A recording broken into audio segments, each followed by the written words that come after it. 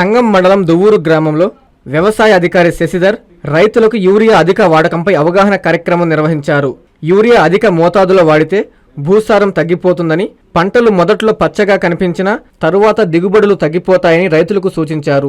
భూమిని ఆరోగ్యంగా ఉంచుకోవాలంటే సేంద్రియ ఎరువులు, మైక్రో న్యూట్రియంట్స్ వాడటం తప్పనిసరి అని, రసాయన ఎరువులు సమతుల్యంగా వాడితేనే పంటలకు దీర్ఘకాలిక లాభం ఉంటుందని తెలిపారు. అధిక యూరియా వాడకంపై గ్రామస్తులకు అవగాహన కల్పిస్తూ ర్యాలీ కూడా నిర్వహించారు.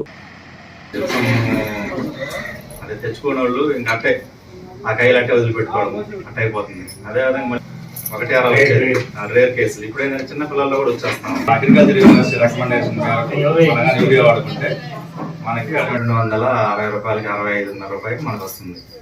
నేను అగ్రికల్చర్ ఏబీసీ అన్నప్పుడు ప్రకృతి వ్యవసాయంలో ఐశాక్తిగా పనిచేస్తున్నాను. మామూలుగా అయితే నీళ్ళు అయితే ఎక్కువ పెట్టబాకండి, తీసేయండి. ఆ బురద పదం మీద వేస్తే మనకేంటంటే నత్రజని అన్నిటి చేపిస్తాము. మన ఊరికి కొత్తగా వస్తారన్నారు. నానో స్ప్రే చేసుకోవచ్చు. ఇది nano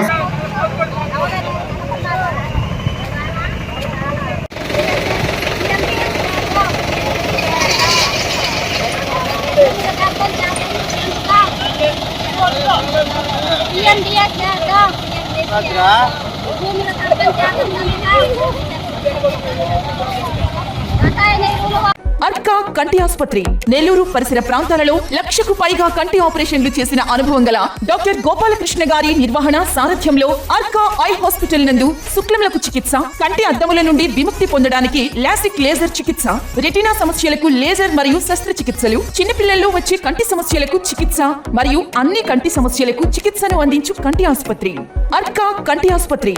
doctor O Gopalakrishna MS FACS USC 3 హళ్ల కాంప్లెక్స్ వీధి, railway track road, Pogathota, Nellore.